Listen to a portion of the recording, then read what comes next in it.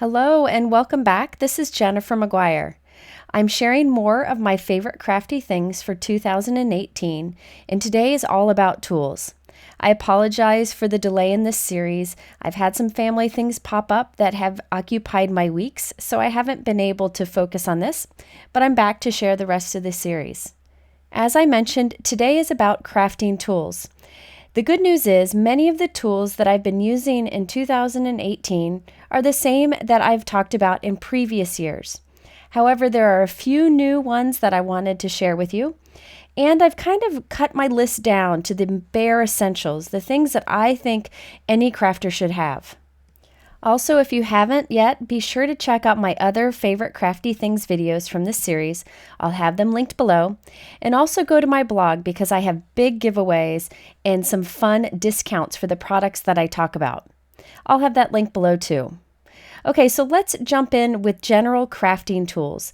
These are the things that I feel are essential to making crafting fast, easy, and fun. The first tool that I recommend is the Holtz Glass Media Mat. I've been using this for several months now, and for a long time I was trying to find my work surface love, the one that did everything I needed. Well, I finally found it in this craft mat. It's glass, so you can easily clean it. This is what the mat looks like. It's black on one side with the grid, so it helps you with lining things up and making it straight. Then there's that white area on the right where you can mix colors and inks. Now, I'm not going to talk too much about this craft mat because I have a whole video dedicated to it, and I'll link it here on the top right so you can check that video out.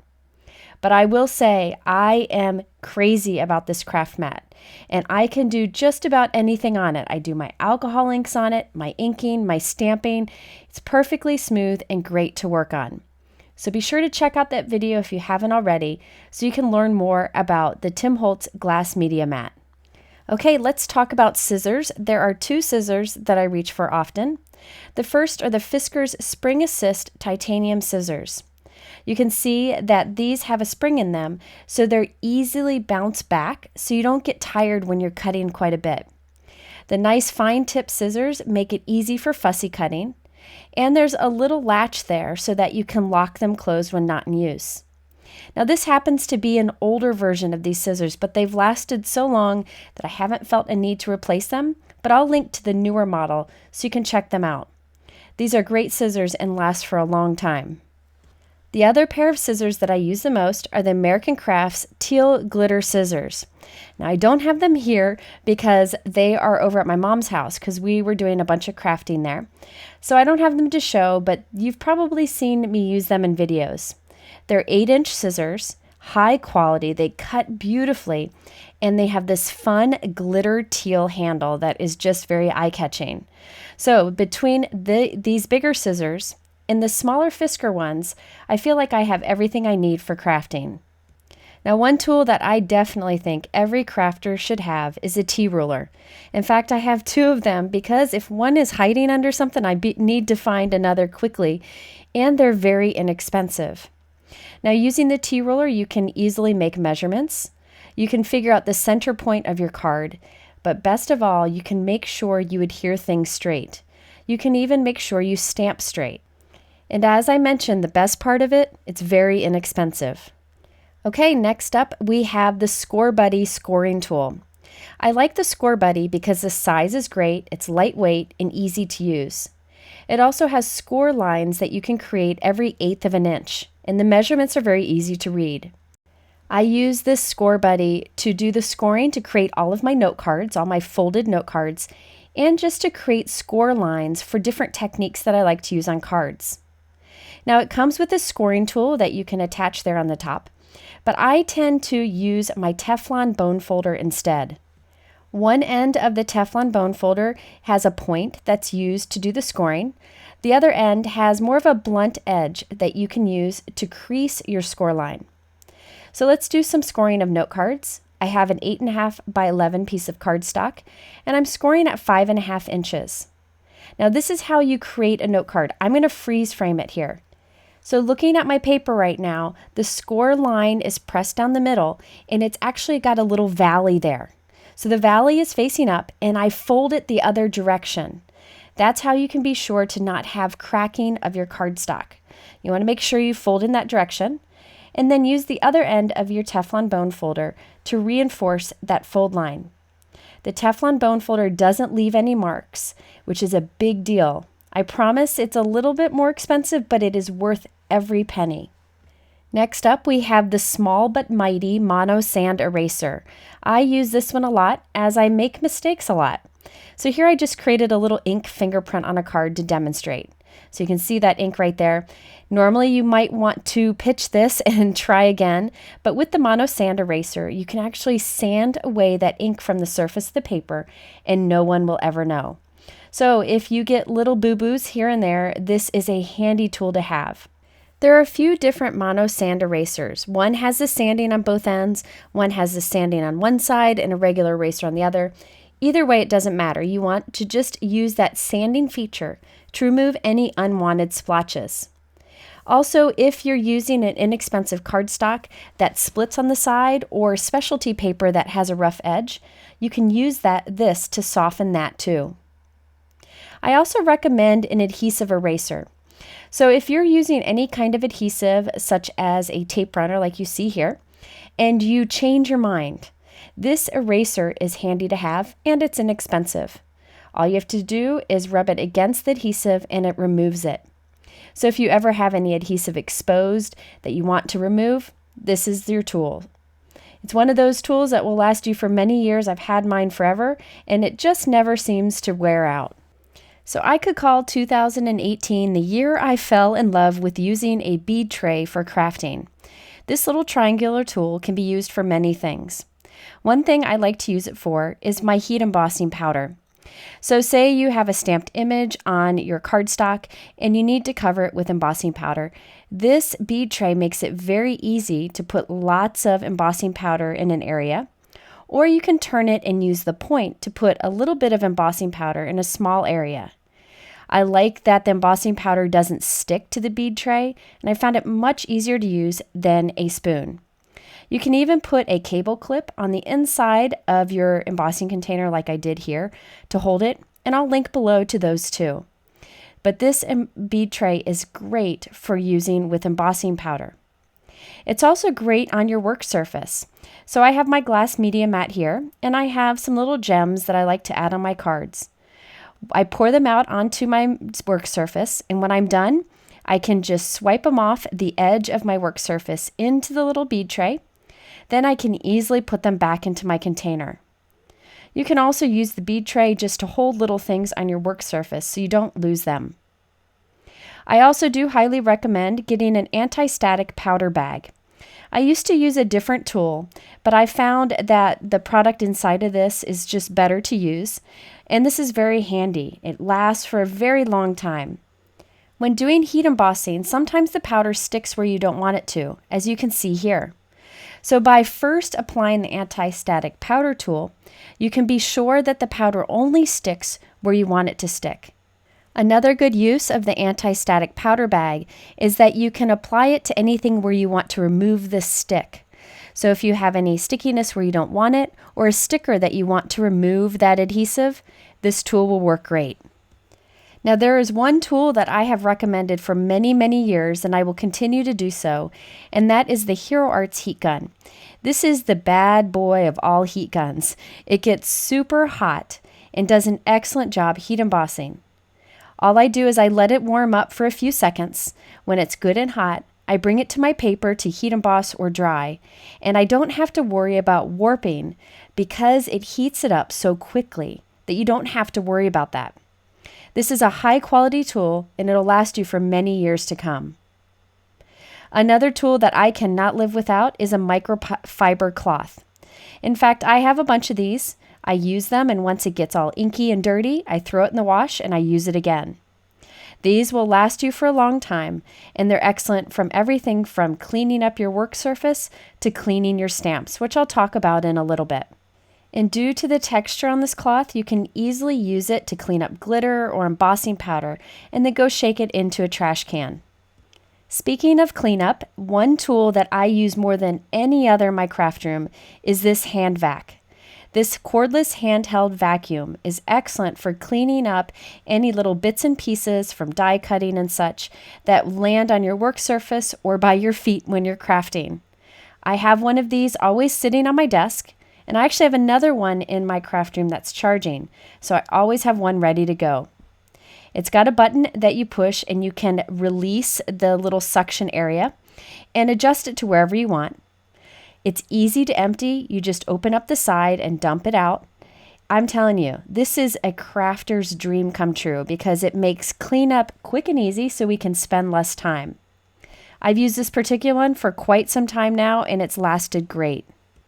Okay, next I have a little handy tool that is excellent for adding small embellishments to your card. This is called the Jewel Picker, which is just the funniest name. I giggle every time I say it, but it has two ends that have a little stick to it that allow you to pick up gems. And the cool thing about this tool is I find that the longer I use it, the better it works.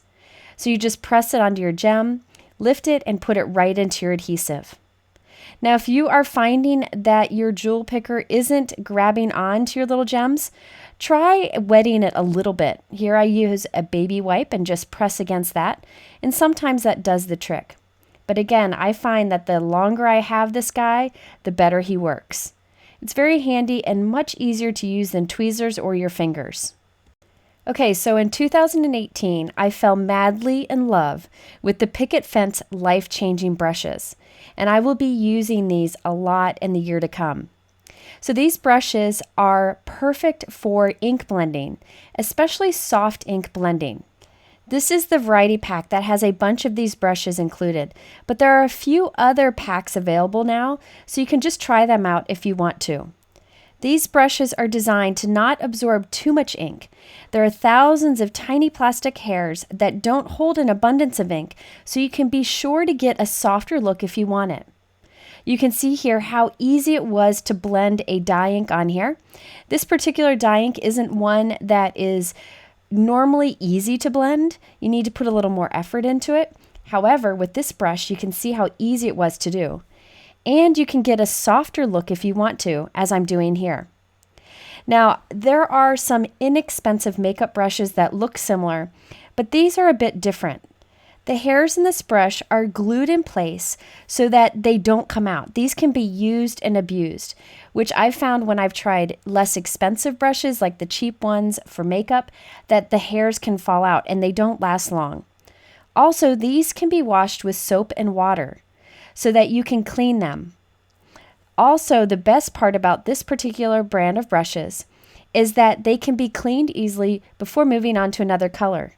Here I'm just wiping the brush onto a dry cloth, and check it out. When I take it to my paper, it's perfectly clean, so I can switch colors. You don't have to worry about using one brush for one color if you don't want to. So those are some of the things that make these brushes very special. They clean very easy, they last a long time, and they make inking effortless. I'm telling you, these are life-changing brushes, and I promise if you give them a try, you will love them just as much as I do. I'll be using them a lot in 2019, so stay tuned. Another tool that I like to use for inking are the Tim Holtz Distress Blending Brushes. Now check out the brush itself. It's got this cool container that allows you to put the lid on without damaging the bristles, and you can control how you ink with the bristles, and I'll show you that. I just have a few for different colors, and you can label the sides or the tips if you want to. And I keep them in a Tim Holtz ink cube container, as you see here. Now when applying ink with this, you can use it as is and just apply a soft amount of color. This is also great for just a little touch of color here and there. But what I really like these bristles for is to use them with part of the handle down so the brushes are held together, and then I pounce the ink, and it gives you a fun stenciled look. So it's different than typical ink blending, but it's another great option that's fun, especially when stenciling. I also think that these brushes are fun to use with white pigment ink on colored cardstock because of the way they apply ink. This is Hero Art's Unicorn White Pigment Ink, and I'm just pouncing it with the brush onto colored cardstock, and you get this beautiful snow-like look. That's one fun way to use it.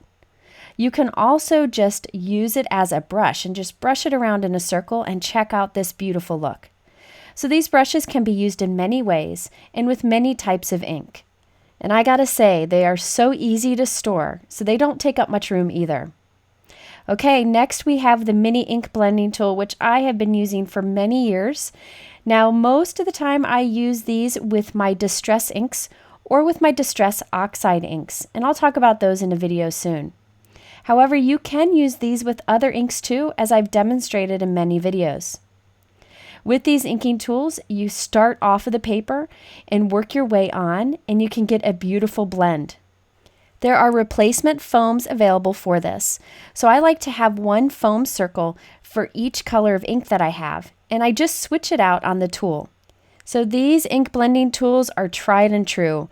I've been using them for many years, and I know many of you have too, and they're great for lots of different inking techniques. Next, we have the Tim Holtz Distress Sprayer. I've used many different mist bottles over the years, but this is my favorite for many reasons. And I've switched to using this for all my water misting and even for perfect pearl misting, where I put some perfect pearl pigment powder in the water and spray it for a pearlized look. There is a lock feature on the bottle, so all you have to do is press the button and it'll lock it, so you don't have to worry about any accidents, and press it again to be able to open it.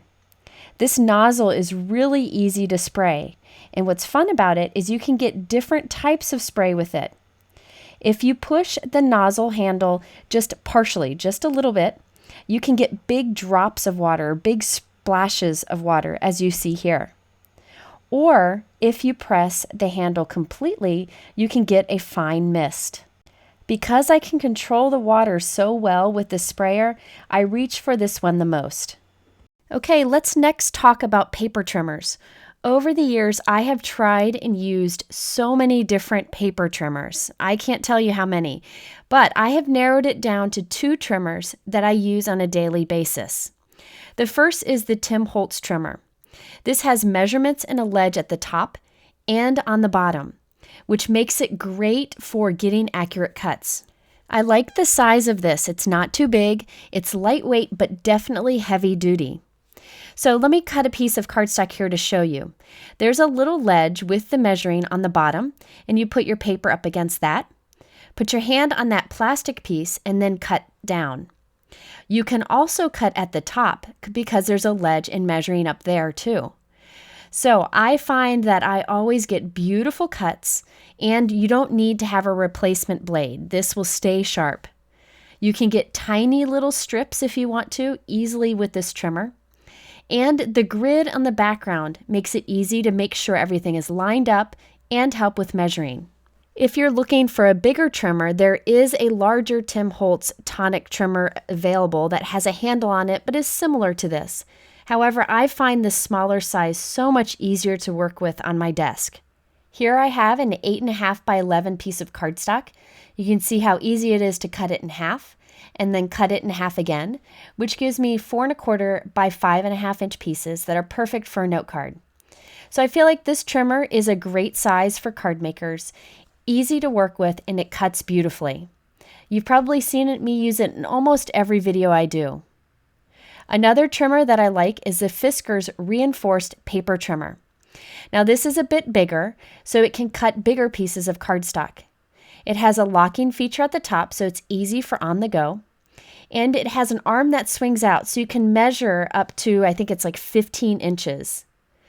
So that arm, I actually never swing it out. I don't usually find a need for it, but I like that it's there.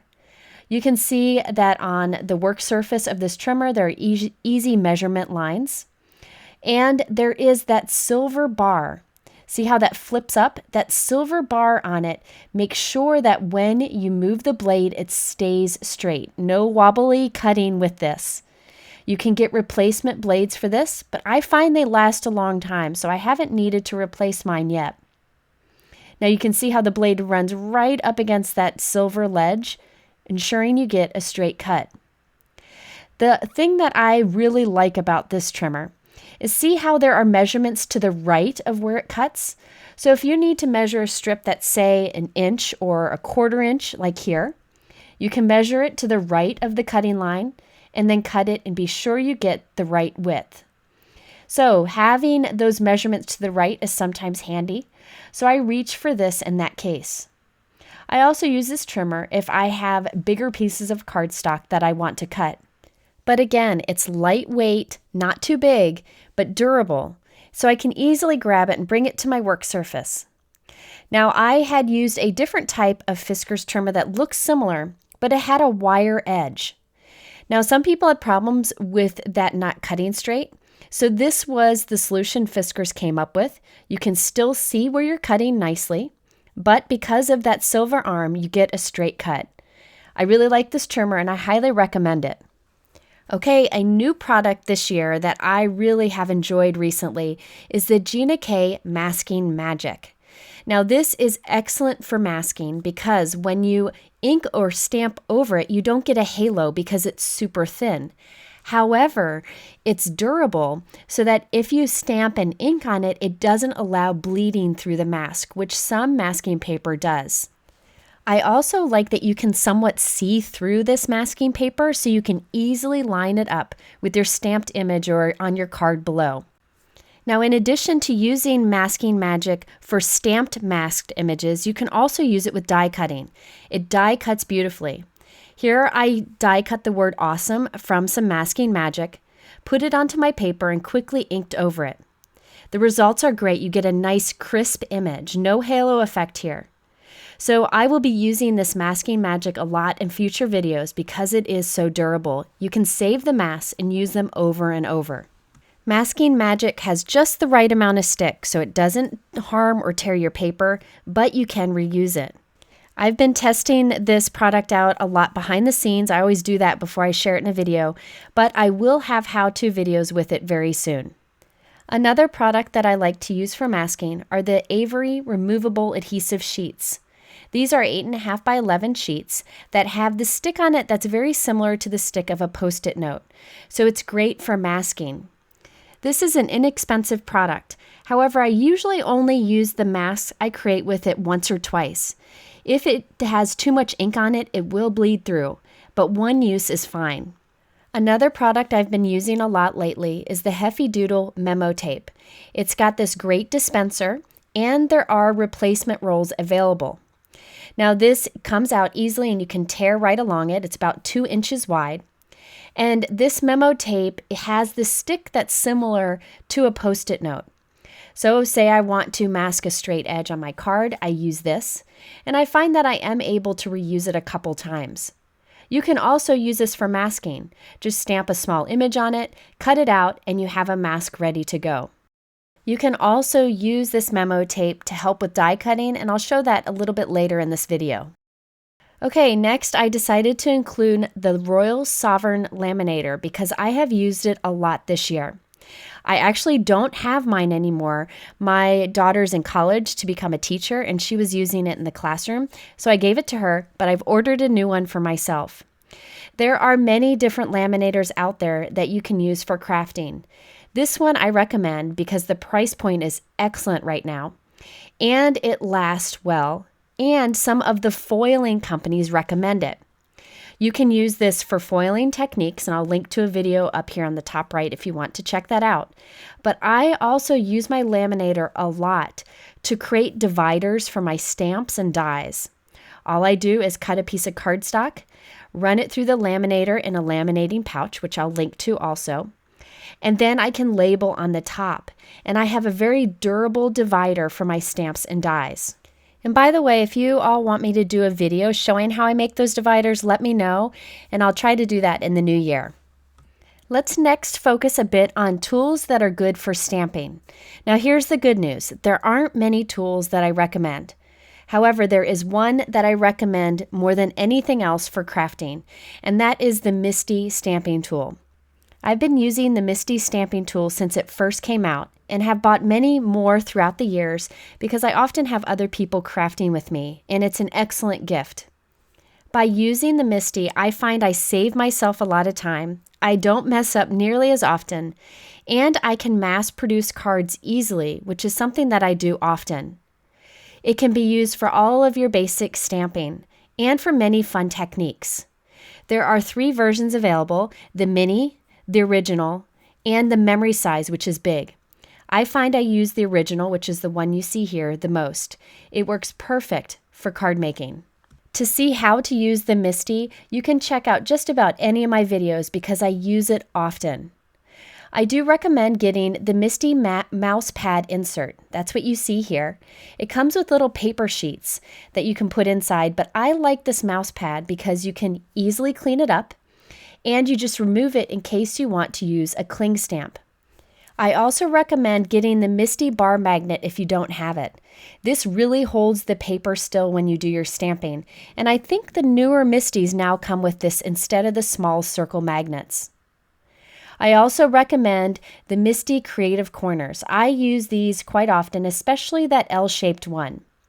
These can be used in so many different ways. So let's look at the smallest one first. This is great if you want to float your cardstock piece out from the corner bit. So if you put that down and tuck that into the corner, your stamps can kind of hang off the edge of the cardstock when you do the stamping.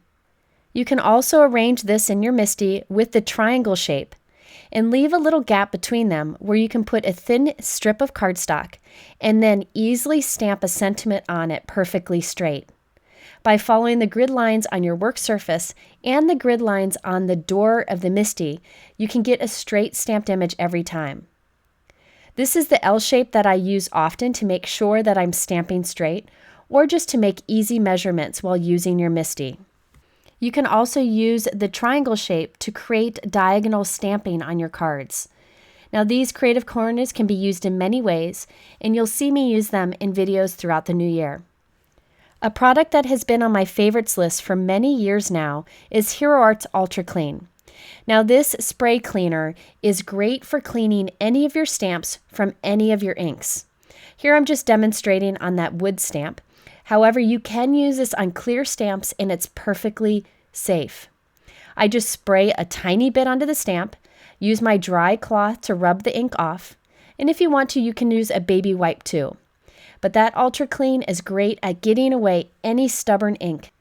However, do keep in mind that high quality clear stamps sometimes stain from certain inks. That's okay.